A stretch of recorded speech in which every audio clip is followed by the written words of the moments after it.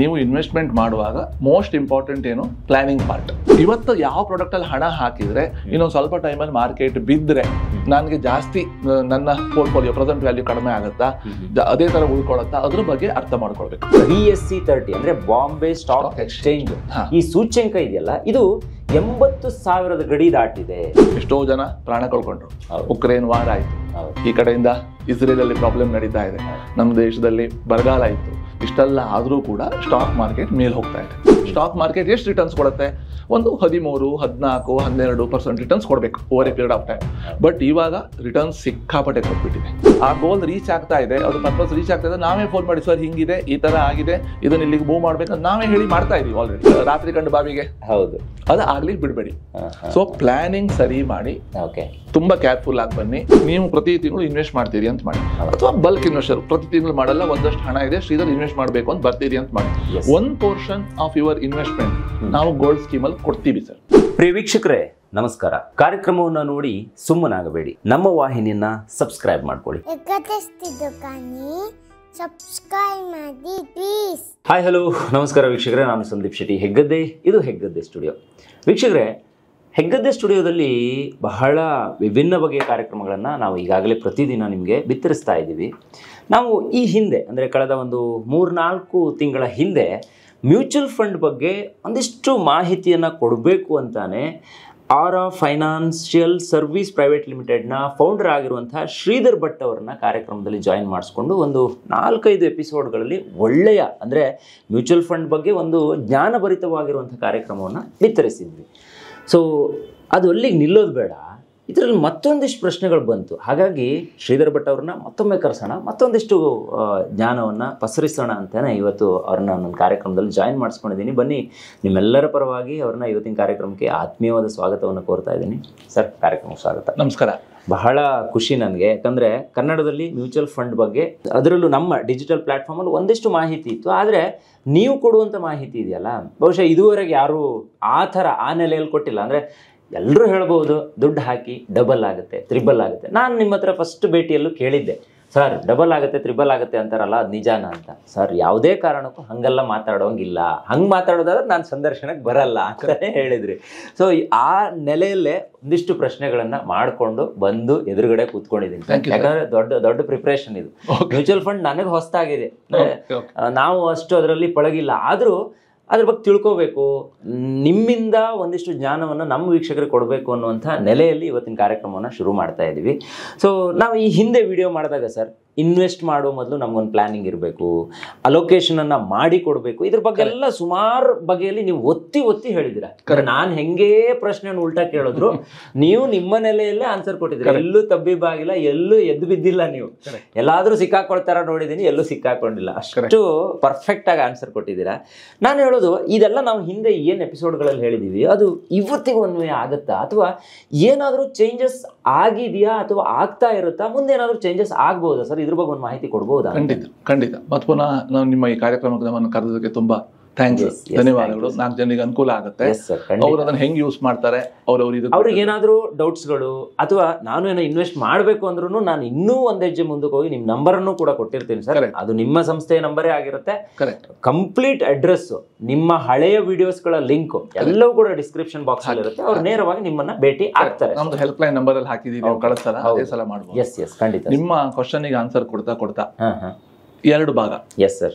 ಒಂದು ಫಂಡಮೆಂಟಲ್ಸ್ ಅಥವಾ ಬೇಸಿಕ್ಸ್, ಅದ್ರಲ್ಲಿ ಏನು ಚೇಂಜಸ್ ಇಲ್ಲ. ಕರೆಕ್ಟ್. ಈಗ ನಿಮ್ದು ದಿನದ ರೂಟೀನ್ ಹೇಗಿರುತ್ತೆ? ಬೆಳಿಗ್ಗೆ ಏಳು, ರೂಟೀನ್ ಕೆಲಸ ಮಾಡು, ದೇವರಿಗೆ ನಮಸ್ಕಾರ ಮಾಡು, ಕೆಲ್ಸಕ್ಕೆ ಹೊರಡು, ದುಡಿ, ಮನೆಗೆ ಬಾ, ಸಂಸಾರ ಹೇಗೆ ನಡೆಯುತ್ತೋ ಅದೇ ತರ ನೀವು ಇನ್ವೆಸ್ಟ್ಮೆಂಟ್ ಮಾಡುವಾಗ ಮೋಸ್ಟ್ ಇಂಪಾರ್ಟೆಂಟ್ ಏನು? Planning part. ನೀವು ಒಂದಷ್ಟು ಹಣ ದುಡಿತೀರಿ, ಒಂದೇ ಸಂಬಳ ಬರ್ಬೋದು, ಇಲ್ಲ ಬಿಸ್ನೆಸ್ ಇನ್ಕಮ್ ಇರ್ಬೋದು, ಇಲ್ಲ ಅಗ್ರಿಕಲ್ಚರ್ ಇನ್ಕಮ್ ಇರ್ಬೋದು.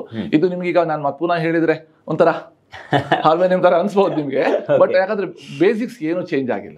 ಫಸ್ಟ್ ನೀವು ಅಸೆಟ್ ಅಲೋಕೇಶನ್ ಮಾಡಬೇಕು, ಪ್ಲಾನಿಂಗ್ ಮಾಡಬೇಕು. ನಿಮ್ಮ ಹತ್ರ ಇರುವ ಹಣ ನಿಮ್ಗೆ ಈಗ ಇನ್ವೆಸ್ಟ್ ಮಾಡ್ಬೇಕಂತಿದ್ದೀರಿ, ಈ ಹಣ ನಿಮ್ಗೆ ಯಾವಾಗ ವಾಪಸ್ ಬೇಕು, ಅದಕ್ಕೆ ಎಷ್ಟು ರಿಸ್ಕ್ ಕೊಡ್ಲಿಕ್ಕೆ ಆಗತ್ತೆ, ರಿಸ್ಕ್ ನ ಡಿಫೈನ್ ಮಾಡೋದು, ಪ್ರೊಡಕ್ಟ್ಸ್ ಅನ್ನ ಅರ್ಥ ಮಾಡ್ಕೊಳ್ಳೋದು, ಆ ಪಾರ್ಟ್ ಏನು ಚೇಂಜ್ ಆಗಿಲ್ಲ.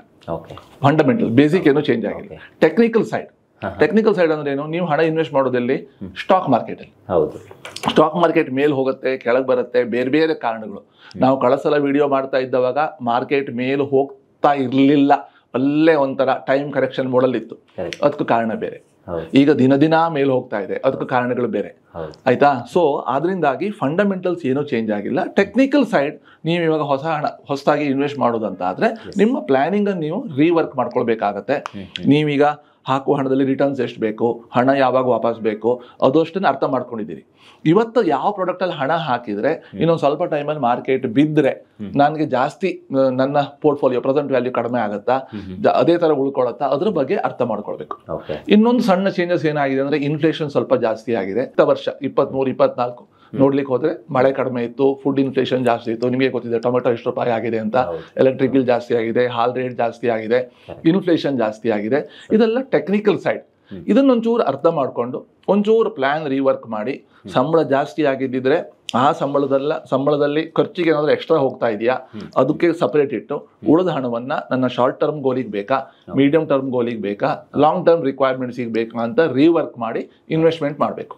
ಫಂಡಮೆಂಟಲ್ಸ್ ಏನೂ ಚೇಂಜ್ ಆಗಿಲ್ಲ, ಟೆಕ್ನಿಕಲ್ ಸ್ವಲ್ಪ ಚೇಂಜ್ ಆಗ್ತಾ ಇರುತ್ತೆ. ಇದು ಪ್ರಪಂಚ ಸಹಜ. ಇದು ನಿಮ್ಮ ಅರ್ಥ ಆಗಿದೆ ಅನ್ಕೊಂಡಿದ್ದೀನಿ. ಎಸ್, ಖಂಡಿತ ಸರ್. ಯಾವ್ದಾದ್ರು ಚೇಂಜಸ್ ಇದ್ರೂ ಕೂಡ ಮುಂದಿನ ಕಾರ್ಯಕ್ರಮದಲ್ಲೂ ನಾವು ಅದನ್ನು ತಿಳಿಸೋ ಪ್ರಯತ್ನವನ್ನು ಮಾಡೋಣ. ಖಂಡಿತ ನಮ್ಮ ವಾಹಿನಿಯನ್ನ ನೀವು ನೋಡ್ತಾ ಇದ್ರೆ ಅದಕ್ಕೂ ನಿಮ್ಗೆ ಮಾಹಿತಿ ಸಿಗುತ್ತೆ. ಈಗ ನನ್ನ ಡಿಸ್ಕ್ರಿಪ್ಷನ್ ಬಾಕ್ಸ್ ಅಲ್ಲಿ ಇನ್ನೂ ಹೆಚ್ಚಿನ ಮಾಹಿತಿ ಬೇಕು ಅನ್ನೋರಿಗೆ ನಾನು ಎಲ್ಲ ವಿಡಿಯೋಸ್ಗಳು, ಇವರ ಯಾವ್ಯಾವ ವಿಡಿಯೋಸ್ಗಳಿದೆ ಅವ್ರ ಚಾನಲ್ ಇರ್ಬೋದು ಅಥವಾ ನಮ್ಮ ಚಾನಲ್ ಮಾಡಿದ್ದಿರ್ಬೋದು, ಎಲ್ಲದರ ಲಿಂಕ್ ಅನ್ನ ನಾನು ಕೊಟ್ಟಿರ್ತೀನಿ ಸರ್. ಅದು ನಮ್ಮ ವೀಕ್ಷಕರಿಗೆ ಹೆಲ್ಪ್ ಆಗಲಿ ಅಂತ ನಾನು ಅನ್ಕೊಂತೀನಿ. ಸರ್, ನಾವು ಈಗ ರೈಟ್ ನಾವೇನು ವಿಡಿಯೋ ಮಾಡ್ತಾ ಇದ್ವಿ, BSE 30 ಅಂದ್ರೆ ಬಾಂಬೆ ಸ್ಟಾಕ್ ಎಕ್ಸ್ಚೇಂಜ್, ಈ ಸೂಚ್ಯಂಕ ಇದೆಯಲ್ಲ, ಇದು 80,000 ಗಡಿ ದಾಟಿದೆ. ಈಗ ರೈಟ್ ನಾವೇನ್ ವಿಡಿಯೋ ಮಾತಾಡ್ತಿದ್ದೀವಿ ಈ ಸಂದರ್ಭದಲ್ಲಿ, ಈ ಹೊತ್ತಿನಲ್ಲಿ ಇಷ್ಟೆಲ್ಲ ಗಡಿ ದಾಟಿದೆಯಲ್ಲ, ಈ ಹೊತ್ತಲ್ಲಿ ನಾವೇನಾದ್ರೂ ಇನ್ವೆಸ್ಟ್ ಮಾಡೋದಿದ್ರೆ ಅದು ಎಷ್ಟು ಸರಿ ಅನ್ನೋದು ಬೇಕು. ಮತ್ತೆ ಈ ಹಿಂದೆ ಇನ್ವೆಸ್ಟ್ ಮಾಡಿದಾರಲ್ಲ ಅವರಿಗೆ ಒಂದು ಸಲಹೆಯನ್ನ ಕೊಡೋದಿದ್ರೆ ಏನ್ ಕೊಡ್ತೀರಾ? ಖಂಡಿತ ನೋಡಿ, ಓವರ್ ಆಲ್ ಏನಂತ ಹೇಳಲಿಕ್ಕೆ ಹೋದ್ರೆ ನಿಮ್ಗೊಬ್ಬ ಫಿನಾನ್ಷಿಯಲ್ ಅಡ್ವೈಸರ್ ಅಥವಾ ನಮ್ಮ ಹಾಗೆ ಮ್ಯೂಚುವಲ್ ಫಂಡ್ ಡಿಸ್ಟ್ರಿಬ್ಯೂಟರ್ ನೀವು ಹೆಲ್ಪ್ ತಗೊಂಡಿರ್ಬೇಕು. ಎಷ್ಟೋ ಜನ ಆನ್ಲೈನ್ ನೋಡಿ ಮಾಡ್ತಾರೆ, ಓದಿ ಮಾಡ್ತಾರೆ, ಅವ್ರವ್ರ ಇಷ್ಟಕ್ಕೆ ಹೊಂದ್ಕೊಂಡು ಮಾಡ್ತಾರೆ. ನಾನು ಅವ್ರ ಬಗ್ಗೆ ಕಮೆಂಟ್ ಮಾಡ್ಲಿಕ್ಕೆ ಬರಲ್ಲ.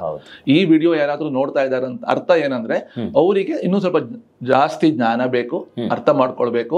ಒಬ್ಬ ಫಿನಾನ್ಷಿಯಲ್ ಅಡ್ವೈಸರ್ ಹಾಗೂ ಮ್ಯೂಚುವಲ್ ಫಂಡ್ ಡಿಸ್ಟ್ರಿಬ್ಯೂಟರ್ ಹೆಲ್ಪ್ ಬೇಕು ಅನ್ನುವ ಆಲೋಚನೆಯಿಂದ ಅವ್ರು ಮಾಡ್ತಾ ಇದ್ದಾರೆ ಅನ್ಕೊಳ್ಳುವ ಅನ್ನೋದು ನಿಟ್ಟಲ್ಲಿ ಇಟ್ಕೊಂಡು ನಾನು ಆನ್ಸರ್ ಕೊಡ್ತಾ ಇದ್ದೀನಿ.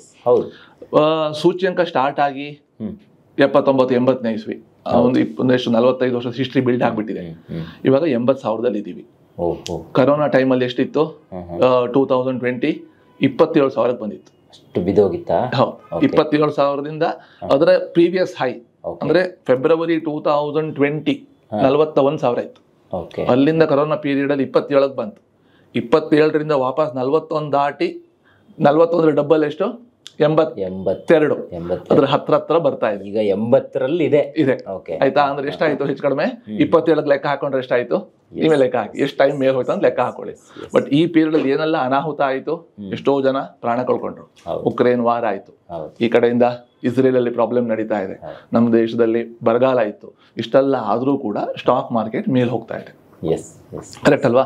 ಸೊ ನೀವು ನಿಮ್ಮ ಹಣವನ್ನ ನಿಮ್ಮ ಅನೇಕ ಗುರಿಗಳಿಗಾಗಿ, ಮಕ್ಕಳ ಎಜುಕೇಶನ್ ಇರಬಹುದು, ನಿಮ್ಮ ಟ್ರಾವೆಲ್ ಎಕ್ಸ್ಪೆನ್ಸಸ್ ಇರಬಹುದು, ಒಂದು ಕಾರ್ ತಗೊಳ್ಳಿಕ್ಕೆ ಇರಬಹುದು, ನಿಮ್ಮ ಫಿನಾನ್ಷಿಯಲ್ ಇಂಡಿಪೆಂಡೆನ್ಸ್ ಅಥವಾ ನಿಮ್ಮ ರಿಟೈರ್ಮೆಂಟಿಗೆ ಇರಬಹುದು, ಬೇರೆ ಬೇರೆ ಗುರಿಗಳಿಗೆ ಹೊಂದ್ಕೊಂಡು ನೀವು ಒಂದೇ ಬಲ್ಕ್ ಹಣ ಹಾಕಿರ್ತೀರಾ, ಇಲ್ಲ ಅಂದ್ರೆ SIP ಮೂಲಕ ಹಣ ಹಾಕಿರ್ತೀರಾ. ಕರೆಕ್ಟ್ ಅಲ್ವಾ? ಇಷ್ಟೇ ನೀವು ಮಾಡಿರ್ತೀರ ಈ ಹಿಂದೆ.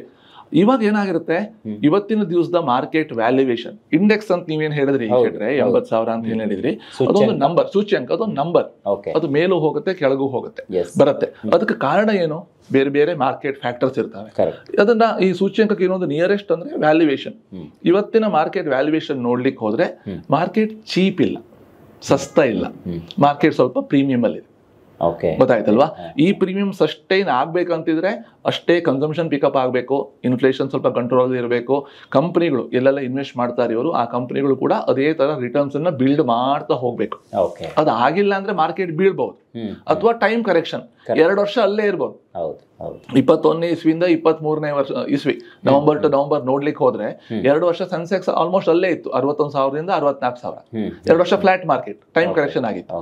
ಇವಾಗೇನು, ಈ ಹಿಂದೆ ಇನ್ವೆಸ್ಟ್ ಮಾಡಿ ಯಾರದೆಲ್ಲ ಪೋರ್ಟ್ಫೋಲಿಯೋದಲ್ಲಿ 18%, 20, 22, 23% ತರದ ರಿಟರ್ನ್ಸ್ ಅಂದ್ರೆ year on year return CAGR compounded annualised gross returns ಬಂದಿದೆ, ಅವರೆಲ್ಲ ಅವರ ಗೋಲ್ ಇನ್ನು 1 ವರ್ಷದಲ್ಲಿ ಇರಬಹುದು, ಗೋಲ್ ಇನ್ನೊಂದು 2 ವರ್ಷದಲ್ಲಿ ರೀಚ್ ಆಗಬಹುದು, ಆ ಗುರಿ ಇನ್ನೊಂದು 2 ವರ್ಷದಲ್ಲಿ ರೀಚ್ ಆಗಬಹುದು.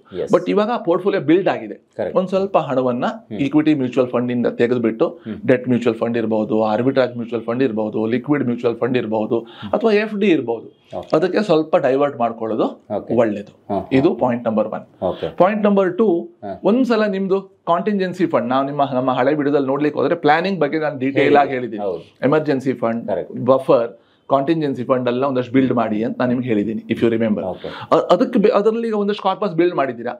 ಇನ್ನೊಂದು ಏನೋ ಸ್ವಲ್ಪ ವರ್ಕ್ ಪ್ಲೇಸ್ ಏನೋ ಪ್ರಾಬ್ಲಮ್ ಇರಬಹುದು, ಇಲ್ಲ ಒಂದ್ ಸ್ವಲ್ಪ ನನ್ನ ಒಳ್ಳೆ ರಿಟರ್ನ್ಸ್ ಬಂದಿದೆ, ಅಲ್ಲಿಂದ ತೆಗೆದ್ಬಿಟ್ಟು ಕಾಂಟಿಂಜೆನ್ಸಿ ಫಂಡಿಗೆ ಹಾಕಿ ಇಟ್ಕೊಡ್ತೀನಿ, ಮಾರ್ಕೆಟ್ ಬಿದ್ದರೆ ಅದನ್ನ ವಾಪಸ್ ಹಾಕ್ತೀನಿ, ಇಲ್ಲಾಂದ್ರೆ ಕಾಂಟಿಂಜೆನ್ಸಿ ಫಂಡ್ ಅಲ್ಲೇ ಇರ್ಲಿ, ಆ ತರ ಏನೋ ಒಂದು ಪ್ಲಾನ್ ಮಾಡ್ಬೋದು. 5 ವರ್ಷ ಬಿಟ್ಟು ಕಾರ್ ಚೇಂಜ್ ಮಾಡ್ಬೇಕಂತಿದ್ದೀರಿ, ಬಟ್ 3.5-4 ವರ್ಷ ನಿಮ್ ಪೋರ್ಟ್ಫೋಲಿಯೋ ಆ ವ್ಯಾಲ್ಯೂ ರೀಚ್ ಆಯ್ತು, ಕಾರ್ ಕೂಡಲೇ ಚೇಂಜ್ ಮಾಡಬೇಡಿ, ಕಾರ್ ಚೇಂಜ್ ಮಾಡೋದೇನು ಒಳ್ಳೇದಲ್ಲ, ಸುಮ್ಮನೆ ಖರ್ಚಿನ ದಾರಿ ಅದು. ಅದಕ್ಕೆ ಇಟ್ಟು ಕಾರ್ಪಸ್ ರೀಚ್ ಆಗಿದ್ರೆ ಅದನ್ನ ತೆಗೆದು ಲೋ ರಿಸ್ಕ್ ಪ್ರಾಡಕ್ಟಿಗೆ ಹಾಕಿ. ಈ ತರದ್ದು ಸ್ವಲ್ಪ ಶಫಲ್ ಮಾಡೋದು ಒಳ್ಳೇದು. ಯಾಕಂದ್ರೆ ಹಿಸ್ಟಾರಿಕಲ್ ಎವರೇಜ್ ಸ್ಟಾಕ್ ಮಾರ್ಕೆಟ್ ಎಷ್ಟು ರಿಟರ್ನ್ಸ್ ಕೊಡುತ್ತೆ, ಒಂದು 13, 14, 12% ರಿಟರ್ನ್ಸ್ ಕೊಡಬೇಕು over A period of time. But ಇವಾಗ ರಿಟರ್ನ್ಸ್ ಸಿಕ್ಕಾಪಟ್ಟೆ ಕೊಟ್ಬಿಟ್ಟಿದೆ. ಅದು ಸಸ್ಟೈನ್ ಆಗತ್ತೆ ಆಗಲ್ಲ, ಹೀಗೆ ಇರುತ್ತೆ ಹೀಗಾಗಲ್ಲ ಅನ್ನೋ ಕೆಲಸ ನಂದಲ್ಲ. ನನ್ನ ಕೆಲಸ ಏನು, ನಾನು ದೋಣಿ ಬಿಡುವಾಗ ಏನ್ ರೂಲ್ ಫಾಲೋ ಮಾಡಬೇಕೆ ಹೊರತು ಹರಿಯುವ ನೀರಿನ ಬಗ್ಗೆ ನನಗೆ ಮಾತಾಡೋ ಅಧಿಕಾರ ಇಲ್ಲ. ಮಾರ್ಕೆಟ್ ಹರಿಯುವ ನೀರು, I will not talk anything on that. Planning ಸರಿ ಇಟ್ಕೊಳ್ಳಿ, ಪೋರ್ಟ್ಫೋಲಿಯೋ ಬಿಲ್ಡ್ ಆಗಿದ್ದಿದ್ರೆ, ನಿಮ್ಮ ವ್ಯಾಲ್ಯೂಯೇಷನ್ ನಿಮ್ಗೇನು ಕಾರ್ಪಸ್ ಬೇಕೋ ಅದು ರೀಚ್ ಆಗಿದ್ದಿದ್ರೆ 1 ಪೋರ್ಷನ್ ತೆಗೆದುಬಿಟ್ಟು ಲೋ ರಿಸ್ಕ್ ಮಾಡರೇಟ್ ರಿಸ್ಕಿಗೆ ಮೂವ್ ಮಾಡಿ. ಎಕ್ಸಿಸ್ಟಿಂಗ್ SIP ಅನ್ನು ಸ್ಟಾಪ್ ಮಾಡಬೇಡಿ, it don't make any sense. SIP continue ಮಾಡಿ, ಕಾರ್ಪಸ್ ಬಿಲ್ಡ್ ಆಗಿದ್ದಿದ್ರೆ ಅದನ್ನ ವಿಡ್ರಾ ಮಾಡಿ ಲೋ ರಿಸ್ಕ್ ಅಥವಾ ಮಾಡರೇಟ್ ರಿಸ್ಕ್ಗೆ ಸ್ವಿಚ್ ಮಾಡಿ ಇಟ್ಕೊಳ್ಳಿ. ಈಗ ನೀವೀಗ ಏನ್ ವಿಡಿಯೋದಲ್ಲಿ ಹೇಳ್ತಾ ಇದ್ದೀರಾ, ಇದೇ ರೀತಿ ಏನಾದರೂ ಸಲಹೆಗಳು ಬೇಕು ಅಂದ್ರೂ ಕೂಡ ನೀವು ಕೊಡ್ತೀರಾ? ಕಾಲ್ ಮಾಡಿದ್ರೆ ನಮ್ಮ ಎಕ್ಸಿಸ್ಟಿಂಗ್ ಕಸ್ಟಮರ್ಸ್ ಕೊಡ್ತೀವಿ ಸರ್. ಕೊಡ್ತೀರಾ? ಎಕ್ಸಿಸ್ಟಿಂಗ್ ಕಸ್ಟಮರ್ಸ್ ಕೊಡ್ತೀವಿ. ಓಕೆ. ಯಾವ ರೀತಿ ಅವರಿಗೆ ಸಹಾಯ ಬೇಕು ಅದನ್ನ ನೀವು ಕೊಡ್ತೀರಾ? ಅಲ್ಲ, ನಾವೇ ಫೋನ್ ಮಾಡಿ ಹೇಳ್ತೀವಲ್ಲ. ನೀವು ನಮ್ಮ ಎಕ್ಸಿಸ್ಟಿಂಗ್ ಕಸ್ಟಮರ್ಸ್ ಅಂತ ಆದ್ರೆ ಅವ್ರಿಗೆ ನಾವೇನು ಅವ್ರು ಇನ್ವೆಸ್ಟ್ಮೆಂಟ್ ಮಾಡ್ಲಿಕ್ಕೆ ಏನೆಲ್ಲ ಆ ಟೈಮಿಗೆ ಸಪೋರ್ಟ್ ಬೇಕು ಅದನ್ನ ಕೊಟ್ಟೆ ಮಾಡಿರ್ತೀವಿ. ಆ ಗೋಲ್ ರೀಚ್ ಆಗ್ತಾ ಇದೆ, ಅದು ಪರ್ಪಸ್ ರೀಚ್ ಆಗ್ತಾ ಇದೆ, ನಾವೇ ಫೋನ್ ಮಾಡಿ ಸರ್ ಹಿಂಗಿದೆ, ಈ ತರ ಆಗಿದೆ, ಇದನ್ನ ಇಲ್ಲಿಗೆ ಮೂವ್ ಮಾಡ್ಬೇಕಂತ ನಾವೇ ಹೇಳಿ ಮಾಡ್ತಾ ಇದೀವಿ already. It is our routine job. ಅದಕ್ಕೆ ನಾವು 50% ಕಮಿಷನ್ ತಗೊಳ್ಳೋದು. Okay, super sir. ಇನ್ನೊಂದು ಪ್ರಶ್ನೆ ಇದೆ ಸರ್, ಈ ಸಮಯದಲ್ಲಿ ಈಗ ರೈಟ್ ನಾವು ಏನಾದರೂ ಇನ್ವೆಸ್ಟ್ ಮಾಡುವವರು ಏನಾದರೂ ಎಕ್ಸ್ಟ್ರಾ ಒಂದು ಎಚ್ಚರಿಕೆಯಿಂದ ಇರಬೇಕಾ? ಆ ಬಗ್ಗೆ ನೀವೇನಾದರೂ ಒಂದು ಸಲಹೆ ಕೊಡ್ತೀರಾ? ಅಂದ್ರೆ ಕೆಲವ್ರಿಗೆ ಇರುತ್ತೆ, ನಾನು ಏನೋ ಮಾಡಕ್ ಹೋಗಿ ಇನ್ನೊಂದೇನೋ ಆಗ್ಬಾರ್ದು ಅನ್ನೋದೆಲ್ಲ ಇರುತ್ತೆ. ಏನ್ ಹೇಳ್ತೀರಾ? ಒಳ್ಳೆ ಪಾಯಿಂಟ್ ಇದು. ಈಗ ಏನಾಗ್ತಾ ಇದೆ ಅಂತ ಹೇಳಿದ್ರೆ, ಇಂಗ್ಲಿಷ್ ಅಲ್ಲಿ ಒಂದು ವರ್ಡ್ ಇದೆ, FOMO, fear of missing out ಅಂತ. ಇಷ್ಟು ದಿವಸ ಮಾಡ್ಲೇ ಇಲ್ಲ, ಅವನ ರಿಟರ್ನ್ಸ್ ನೋಡು ಮಾರ್ರೆ, ಇವನ ರಿಟರ್ನ್ಸ್ ನೋಡು, ಇವನ ದುಡ್ಡು 3 ವರ್ಷಕ್ಕೆ ಡಬಲ್ ಆಯ್ತು, ಇವನ ವರ್ಷಕ್ಕೆ ದುಡ್ಡು ಡಬಲ್ ಆಯ್ತು. ಈಗ ಕೆಲವರು ಅದೇ ಇದ್ರಲ್ಲಿ ಬರ್ತಾ ಇದಾರೆ, ಸರ್ ನೋಡಿ ಅದು 100% ಕೊಟ್ಟಿದೆ, 80% ಕೊಟ್ಟಿದೆ, ನಂಗೆ 40% ಕೊಟ್ಟರು ಸಾಕಲ್ವಾ ಸರ್, ಯಾಕೆ ಕೊಡೋದಿಲ್ಲ ಅಂತ ಬರ್ತಾ ಇದ್ದಾರೆ. ಅವರು ದಯವಿಟ್ಟು ಅವರ ಆಲೋಚನೆ 100ಕ್ಕೆ 100ರಷ್ಟು ತಪ್ಪು ಶೆಟ್ರೆ. ಅವರು ಕೂಡ ಈ 10 ವರ್ಷದ ಹಿಂದೆ 8 ವರ್ಷದ ಹಿಂದೆ ಇನ್ವೆಸ್ಟ್ ಮಾಡಿ ಇವತ್ತಿನ ದಿವಸಕ್ಕೆ 20% ರಿಟರ್ನ್ಸ್ ನೋಡ್ಬೇಕಂತಿದ್ರೆ ಅವ್ರು ಎಷ್ಟು ಒದ್ದಾಡಿದಾರೋ, ಎಷ್ಟು ಮಾರ್ಕೆಟ್ ಮೇಲೆ ಕೆಳಗೆ ಹೋದಾಗ ಕಷ್ಟಪಟ್ಟಿದ್ರೆ ಇಟ್ ಇರಿಟೇಟ್ಸ್ ಯುವರ್ ಮೈಂಡ್.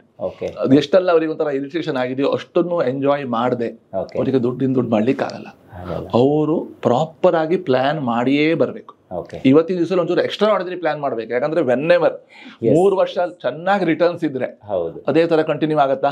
ಯಾವ್ದು ಬಾಯಿಗೆ ರುಚಿಯೋ ಅದು ದೇಹಕ್ಕೆ ಕೆಟ್ಟದ್ದು ಅಲ್ವಾ? ಕೆಟ್ಟದ್ದು. ಈಗ ನಿಮ್ಗದು ರಿಟರ್ನ್ಸ್ ಬಾಯಿಗೆ ರುಚಿ ಕಾಣ್ತಾ ಇದೆ, ಅದೀಗ ಅದೇನೋ ಹೇಳ್ತಾರಲ್ಲ, ಹಗಲು ರಾತ್ರಿ ಕಂಡು ಬಾವಿಗೆ, ಅದು ಆಗ್ಲಿಕ್ಕೆ ಬಿಡ್ಬೇಡಿ. ಸೊ ಪ್ಲಾನಿಂಗ್ ಸರಿ ಮಾಡಿ, ತುಂಬಾ ಕೇರ್ಫುಲ್ ಆಗಿ ಬನ್ನಿ. ಹಿಸ್ಟಾರಿಕಲ್ ರಿಟರ್ನ್ಸ್ ನಿಮ್ಗೆ ಬೇಕು. ಯಾಕೆ ಬೇಕು? ನಿಮ್ಗೊಂದು ಪ್ಲಾನಿಂಗ್ ಮಾಡ್ಲಿಕ್ಕೆ ಬೇಕು. ಬಟ್ ಆ ಹಿಸ್ಟಾರಿಕಲ್ ರಿಟರ್ನ್ಸ್ ನೋಡಿ ಆ ತರ ರಿಟರ್ನ್ಸ್ ಬರುತ್ತೆ ಅಂತ ನೀವು ದಯವಿಟ್ಟು ಇನ್ವೆಸ್ಟ್ ಮಾಡಬೇಡಿ.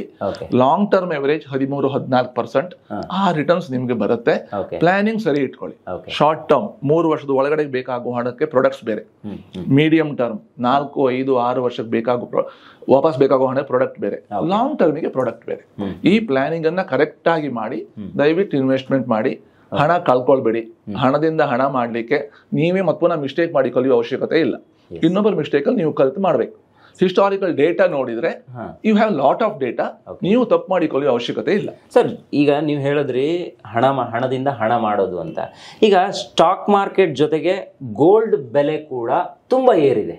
ನಾವು ಏನು ನೋಡಿದೀವಿ, ಇವತ್ತು 6,000 ಗಡಿ ದಾಟ್ತಾ ಇದೆ ಅಂತಾನು ಹೇಳ್ತಾ ಇದ್ದಾರೆ ಪರ್ ಗ್ರಾಮ್. ಸೊ ಇಲ್ಲಿ ಯಾಕೆ ಇನ್ವೆಸ್ಟ್ ಮಾಡಬೇಕು, ಅಲ್ಲೇ ಇನ್ವೆಸ್ಟ್ ಮಾಡ್ಬೋದಲ್ಲ, ಗೋಲ್ಡ್ ಮೇಲೆ ಮಾಡ್ಬೋದಲ್ಲ ಅಂತ ನಾನು. ಕರೆಕ್ಟ್. ಗೋಲ್ಡ್ ರೇಟ್ ಇನ್ನೂ ಮೇಲ್ ಹೋಗಿತ್ತು ಶೆಟ್ರ, ಈಗ ಸ್ವಲ್ಪ ಕಡಿಮೆ ಆಯ್ತು ಬಜೆಟ್. ಇಲ್ಲ ಮತ್ತೆ ಅಗೇನ್ ಹೋಗುತ್ತೆ, ಈಗ ಮದುವೆ ಸೀಸನ್ ಸ್ಟಾರ್ಟ್ ಆದ್ರೆ ಇನ್ನು ಮತ್ತೆ ರೈಸ್ ಆಗೇ ಆಗುತ್ತೆ. ಈಗ ನಾನು ಹೇಳೋದು ಗೋಲ್ಡ್ ಮೇಲೆ ಇನ್ವೆಸ್ಟ್ ಮಾಡ್ಬೋದಲ್ಲ, ಜಾಸ್ತಿ ತುಂಬಾ ಏರಿದೆಯಲ್ಲ ಅಂತ, ಇಲ್ಲಿ ಯಾಕೆ ಮಾಡ್ಬೇಕಾಗುತ್ತೆ? ಕರೆಕ್ಟ್. ನೀವು because you are representing all 140 crores of population, ಅಥವಾ 5 ಕೋಟಿ ಕನ್ನಡಿಗರ ಪರವಾಗಿ ನೀವು ಕೇಳ್ತಾ ಇದ್ದೀರಿ, ಆರ್ಗ್ಯುಮೆಂಟ್ ಏನು ತಪ್ಪಿಲ್ಲ. ಬಟ್ ಹಾಗಾಗಲ್ಲ ನೋಡಿ. ನೀವು ಯಾವುದೇ ಒಂದು ಸಿಂಗಲ್ ಪ್ರಾಡಕ್ಟ್ ಮೇಲೆ ಪೂರ್ಣ ಇನ್ವೆಸ್ಟ್ ಮಾಡ್ಲಿಕ್ಕೆ ಆಗಲ್ಲ. ಲಾಸ್ಟ್ ಒಂದು 3 ವರ್ಷ ತಗೊಳ್ಳ, ಉಕ್ರೇನ್ ವಾರ್ ಸ್ಟಾರ್ಟ್ ಆಯ್ತು, ರಷ್ಯಾದ ಫಾರಿನ್ ಇನ್ವೆಸ್ಟ್ಮೆಂಟ್, ನಮ್ಮಲ್ಲಿ ಏನೀಗ ಫಾರೆಕ್ಸ್ ರಿಸರ್ವ್ ಇದೆಯೋ ಅದೇ ತರ ರಷ್ಯಾದ ರಿಸರ್ವ್ ಕೂಡ ಒಂದಷ್ಟು ಡಾಲರ್ ಅಲ್ಲಿ ಇತ್ತು. ಯುದ್ಧ ಸ್ಟಾರ್ಟ್ ಆದ ಕೂಡ ಅವರದನ್ನ ಅಮೆರಿಕದವರಿಗೆ ಬೀಗ ಹಾಕಿದ್ರು. ಸೊ ಆಟೋಮೆಟಿಕ್ ಆಗಿ ಪ್ರಪಂಚ ಏನ್ ತಿಳ್ಕೊಳ್ತು, ನಮ್ಮ ಒಂದು ಫಾರೆಕ್ಸ್ ರಿಸರ್ವ್ ಅಮೆರಿಕನ್ ಕರೆನ್ಸಿಯಲ್ಲಿ ಇದ್ರೆ ನಾಳಿನ ದಿನ ಏನಾದ್ರೂ ಹೆಚ್ಚು ಕಡಿಮೆ ಆದ್ರೆ US ದವರು ಅದನ್ನು ಕಂಟ್ರೋಲ್ ಮಾಡಬಹುದು ಅಂತ ಒಂದು ಭಯ ಬಂತು. ಆಯ್ತಾ, ಇದು ಪಾಯಿಂಟ್ ನಂಬರ್ 1. ಪಾಯಿಂಟ್ ನಂಬರ್ 2, ಇಲ್ಲಿ ಚೈನಾ ಮತ್ತೆ ತೈವಾನ್ ಒಂದಷ್ಟು ನಡೀತಾ ಇದ್ದಾವೆ. ಅದರಿಂದಾಗಿ ಪ್ರಪಂಚ ಅಂದ್ರೆ ಕಂಟ್ರಿಗಳು ಅಂದ್ರೆ ಆ ದೇಶದ ಸೆಂಟ್ರಲ್ ಬ್ಯಾಂಕ್ಗಳು ಸಿಕ್ಕಾಪಟ್ಟೆ ರಿಸರ್ವಿಗಾಗಿ ಗೋಲ್ಡ್ ಅನ್ನ ಬೈ ಮಾಡಿದ್ದಾರೆ. ಆದ್ರಿಂದಾಗಿ ಆ ತರ ಸ್ಪೈಕ್ ಆಗಿದೆ. ಬರೀ ನಮ್ಮ ಇನ್ ಹೌಸ್ ಕನ್ಸಂಪ್ಷನ್ ಇಂದಾಗಿ ಗೋಲ್ಡ್ ಪ್ರೈಸ್ ಆ ತರ ಮೇಲ್ ಹೋಗಿಲ್ಲ. ಬರೀ ನಮ್ಮ ಇನ್ ಹೌಸ್ ಕನ್ಸಂಪ್ಷನ್ ಆ ತರ ಪ್ರೈಸ್ ಮೇಲ್ ಹೋಗಿಲ್ಲ, ನೆನ್ಪಿಟ್ಕೊಳ್ಳಿ ಈ ಮಾತನ್ನ. ಸೊ ಈಗ ಮೇಲ್ ಹೋಗಿದೆ, ಇನ್ನೂ ಮೇಲ್ ಹೋಗುತ್ತೆ, ಇದೇ ತರ ಮೇಲ್ ಹೋಗುತ್ತೆ ಅನ್ನೋದು ತಪ್ಪು. ಮೇಲ್ ಹೋಗಿಯೇ ಹೋಗುತ್ತೆ. ಯಾಕಂದ್ರೆ gold is A commodity, precious material. ಬೇರೆ ಬೇರೆ ಪರ್ಪಸ್ ಜನ ಬೈ ಮಾಡ್ತಾರೆ. ಕೆಲವರು ಸೇಫ್ಟಿ ಬೈ ಮಾಡ್ತಾರೆ, ಇನ್ ಕೆಲವರು ಎಮರ್ಜೆನ್ಸಿಗೆ ಬೇಕಾಗತ್ತೆ ಬೈ ಮಾಡ್ತಾರೆ, ಇನ್ನು ಆರ್ನಮೆಂಟಿಗೆ ಬೈ ಮಾಡ್ತಾರೆ. Different people by gold for different purposes. ಅರ್ಥ ಆಯ್ತಲ್ವಾ? ಸೊ ನೀವು ನಮ್ಮ ಕಸ್ಟಮರ್ ಅನ್ಕೊಳ್ಳಿ, ನೀವು ಪ್ರತಿ ತಿಂಗಳು ಇನ್ವೆಸ್ಟ್ ಮಾಡ್ತೀರಿ ಅಂತ ಮಾಡಿ, ಅಥವಾ ಬಲ್ಕ್ ಇನ್ವೆಸ್ಟರ್ ಪ್ರತಿ ತಿಂಗಳು ಮಾಡಲ್ಲ, ಒಂದಷ್ಟು ಹಣ ಇದೆ ಶ್ರೀಧರ್ ಇನ್ವೆಸ್ಟ್ ಮಾಡಬೇಕು ಅಂತ ಬರ್ತೀರಿ ಅಂತ ಮಾಡಿ. 1 portion ಆಫ್ ಯುವರ್ ಇನ್ವೆಸ್ಟ್ಮೆಂಟ್ ನಾವು ಗೋಲ್ಡ್ ಸ್ಕೀಮ್ ಅಲ್ಲಿ ಕೊಡ್ತೀವಿ ಸರ್. ಗೋಲ್ಡ್ ಅಲ್ಲಿ ಇನ್ವೆಸ್ಟ್ ಮಾಡುವಂತ ಮ್ಯೂಚುವಲ್ ಫಂಡ್ಗಳಿದ್ದಾವೆ. ಆವತ್ತಿನ ರೇಟಿಗೆ ಎಕ್ಸ್ಪೆನ್ಸಸ್ ಕಳೆದು ಗೋಲ್ಡ್ ಅಲ್ಲಿ ಇನ್ವೆಸ್ಟ್ ಆಗುತ್ತೆ. ಅದನ್ನು ನಿಮ್ಮ ಫಿನಾನ್ಷಿಯಲ್ ಪ್ಲಾನಿಂಗ್ ಮ್ಯಾಚ್ ಮಾಡಿ ಇನ್ವೆಸ್ಟ್ಮೆಂಟ್ ಮಾಡಿ ಕೊಡ್ತೀವಿ. ಪೂರ್ಣ ಹಣ ಗೋಲ್ಡಿಗೆ ಹಾಕ್ಬೇಡಿ, ಪೂರ್ಣ ಹಣ ಸ್ಟಾಕ್ ಮಾರ್ಕೆಟ್ಗೆ ಮ್ಯೂಚುವಲ್ ಫಂಡ್ ಅಲ್ಲಿ ಹಾಕ್ಬೇಡಿ, ಪೂರ್ಣ ಹಣ ರಿಯಲ್ ಎಸ್ಟೇಟಿಗೆ ಹಾಕ್ಬೇಡಿ. ಪ್ಲಾನಿಂಗ್ ಮಾಡಿ, ಎಸೆಟ್ ಅಲೋಕೇಶನ್ ಮಾಡಿ, ಹಣದಿಂದ ಹಣ ಮಾಡಿ, ಡ್ಯಾಮೇಜ್ ಮಾಡ್ಕೊಳ್ಬೇಡಿ. ಎಸ್ ಖಂಡಿತ ಸರ್, ನಿಜವಾಗ್ಲೂ ಖುಷಿ ಆಯ್ತು ನೋಡಿ. ಅದಕ್ಕೆ ನಾನು ಹೇಳೋದು, ಶ್ರೀಧರ್ ಭಟ್ ಅವರೇ ಬರಬೇಕು ನಮ್ಮ ಕಾರ್ಯಕ್ರಮಕ್ಕೆ. ಮ್ಯೂಚುವಲ್ ಫಂಡ್ ಬಗ್ಗೆ ಒಂದು ಮಾಹಿತಿಯನ್ನು ಕೊಡೋದಕ್ಕೆ ನೀವೇ ಬೆಸ್ಟ್ ಅಂತ ನಾವು ಆಯ್ಕೆ ಮಾಡ್ಕೊಂಡಿರೋ ಉದ್ದೇಶನೇ ಅದೇ. ಸೊ ನಾವು ಕಳೆದ ಬಾರಿ ಏನು ಮಾತಾಡಿದೀವಿ ಅದನ್ನು ಬಿಟ್ಟು ಒಂದಿಷ್ಟು ಪ್ರಶ್ನೆಯನ್ನು ಆಯ್ದು ತಗೊಂಡು ಬಂದಿದ್ದೀನಿ. ಇನ್ನೂ ಸಾಕಷ್ಟು ಪ್ರಶ್ನೆಗಳಿದೆ. ಬಹುಶಃ ಇವತ್ತಿನ ಕಾರ್ಯಕ್ರಮದಲ್ಲಿ ಇಷ್ಟು ಸಾಕು ಅಂತ ಅನ್ಕೊಂತೀನಿ ಸರ್. ನಮ್ಮ ವೀಕ್ಷಕರಿಗೆ ನಾನು ಹೇಳೋದು, ಮ್ಯೂಚುವಲ್ ಫಂಡ್ ಬಗ್ಗೆ ಅಥವಾ ಇದರ ಹೂಡಿಕೆ ಬಗ್ಗೆ ನಿಮ್ಗೆ ಏನಾದರೂ ಡೌಟ್ಸ್ಗಳಿದ್ರೆ, ಅಥವಾ ನಾನು ಹೂಡಿಕೆ ಮಾಡಬೇಕು ಅಂದರೆ ನೇರವಾಗಿ ಇವ್ರನ್ನ ಕಾಂಟ್ಯಾಕ್ಟ್ ಮಾಡಿ. ನಿಮ್ಗೆ ಯಾವುದೇ ಡೌಟ್ ಬೇಡ, ಮತ್ತೇನೋ ಆಗುತ್ತೇನೋ ಇನ್ನೇನೋ ಆಗುತ್ತೇನೋ ಆ ಥರ ಏನೂ ಇಲ್ಲ. ಶ್ರೀಧರ್ ಭಟ್ ಅವರಿಗೆ ನೇರವಾಗಿ ಕರೆ ಮಾಡಿ ನೀವು ಮಾತಾಡಿ ನಿಮ್ಮ ಹೂಡಿಕೆಯನ್ನು ಅದರಲ್ಲಿ ಮಾಡಿ ಮುಂದಿನ ದಿನಗಳಲ್ಲಿ ನಿಮಗೂ ಒಂದು ಸೇಫರ್ ಝೋನಲ್ಲಿ ಥಿಂಕ್ ಮಾಡೋದಕ್ಕೆ ಒಂದು ಅವಕಾಶ ಕಲ್ಪಿಸಿ ಕೊಡೋದಕ್ಕೆ ಅವರು ಸನ್ನದ್ಧರಾಗಿದ್ದಾರೆ. ಅದು ಇವತ್ತಿನಿಂದ ಅಲ್ಲ, 2004ರಿಂದಲೂ ಕೂಡ ಅವರು ಈ ಒಂದು ಫೀಲ್ಡಲ್ಲಿ ಕೆಲಸವನ್ನು ಮಾಡ್ಕೊಂಡು ಬಂದಿದ್ದಾರೆ. 2009ರಿಂದ ಅವರದ್ದೇ ಆದಂಥ ಸಂಸ್ಥೆಯಲ್ಲಿ ಅವರು ಕೆಲಸವನ್ನು ಮಾಡ್ತಿದ್ದಾರೆ. ಸೊ ಇವತ್ತಿನ ಕಾರ್ಯಕ್ರಮದಲ್ಲಿ ಇಷ್ಟು ಸಾಕು ಭಟ್ರೆ. ನಾಳೆ ಮತ್ತೊಂದಿಷ್ಟು ವಿಚಾರಗಳನ್ನು ನಾವು ಡಿಸ್ಕಷನ್ ಮಾಡೋಣ. ಸೊ ಇವತ್ತಿನ ಕಾರ್ಯಕ್ರಮದಲ್ಲಿ ನೀವು ಭಾಗವಹಿಸಿದ್ದಕ್ಕೆ, ಹೆಗ್ಗದ್ದೆ ಸ್ಟುಡಿಯೋಗೊಂದು ಸಮಯವನ್ನು ಕೊಟ್ಟು ಬಂದಿದ್ದಕ್ಕೆ ನಿಮಗೆ ತುಂಬ ಧನ್ಯವಾದ. ಥ್ಯಾಂಕ್ ಯು ಸರ್, ನಮಸ್ಕಾರ. Thank you. ನೋಡಿದ್ರಲ್ಲ ವೀಕ್ಷಕರೇ, ಇದು ಈ ಹೊತ್ತಿನ ವಿಶೇಷ. ಸೊ ಏನೇ ಡೌಟ್ಸ್ಗಳಿದ್ರು ಅಥವಾ ಏನೇ ಪ್ರಶ್ನೆಗಳಿದ್ರು ಕಮೆಂಟ್ ಬಾಕ್ಸಲ್ಲಿ ಬರೀರಿ. ಡೌಟ್ಸ್ಗಳೇನಾದರೂ ಇದ್ದರೂ ಕೂಡ ಅದನ್ನು ನೇರವಾಗಿ ನಾನು ಕ್ಲಾರಿಟಿ ಮಾಡ್ಕೊತೀನಿ ಅಂತ ಹೇಳಿದ್ರೆ ಭಟ್ರಿಗೆ ನೇರವಾಗಿ ಕರೆ ಮಾಡಿ ಅಂತ ಹೇಳ್ತಾ ಇವತ್ತಿನ ಕಾರ್ಯಕ್ರಮವನ್ನು ಮುಗಿಸ್ತಾ ಇದ್ದೀನಿ. Stay tune, Heggadde studio.